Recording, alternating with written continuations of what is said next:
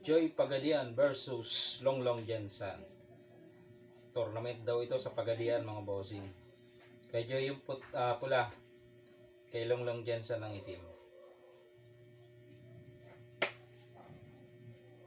460 ang kinounter.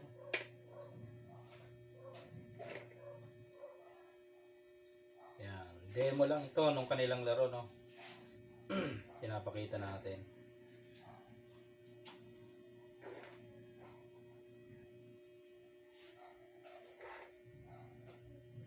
Dito si Joy. Ito si Longlong.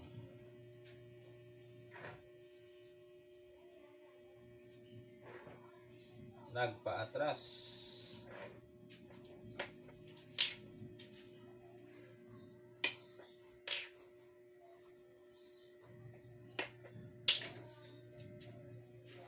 Yan.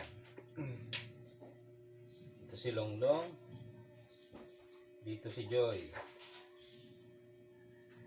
Dito naman. Dito si Joy. Ang ginawa ay sinubukan. Dito kumain. Saka dinalawa. Ayan.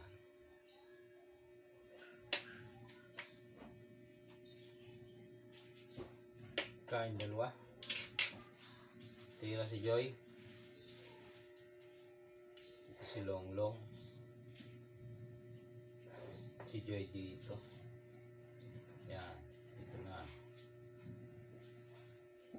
Tumira dito. Dito si Longlong Jensen.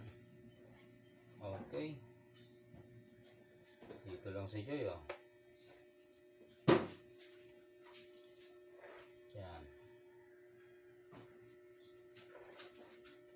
Dito, sinubuan niya, sinubuan ni Longlong Jensen.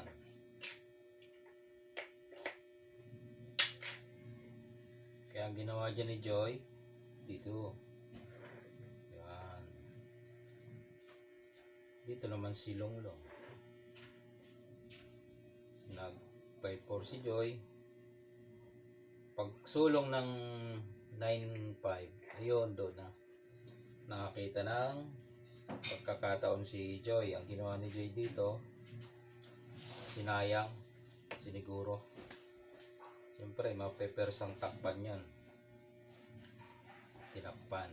Pagtakip ni Longlong, ayun na. Dinakain.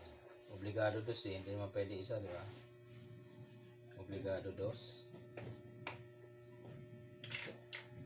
Dito kumain si Joy. Ayun. Ginawa ni Longlong, isinabay. Dito siya kumain sa kabila.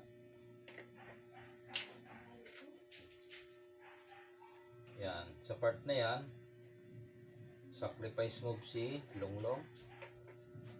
Saka sumulong dito. Yan. Sumulong si Joy dito. Sumulong naman si Longlong dito. Kaya ang ginawa ni Joy, paatras. Yan.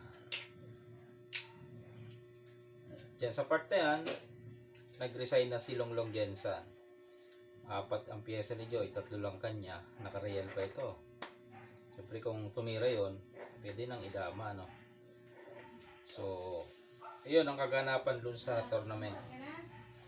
Sa Pagadian, mga bossing. Na-share ko lang sa inyo para meron din kayong idea, no? Para din tayo nanood.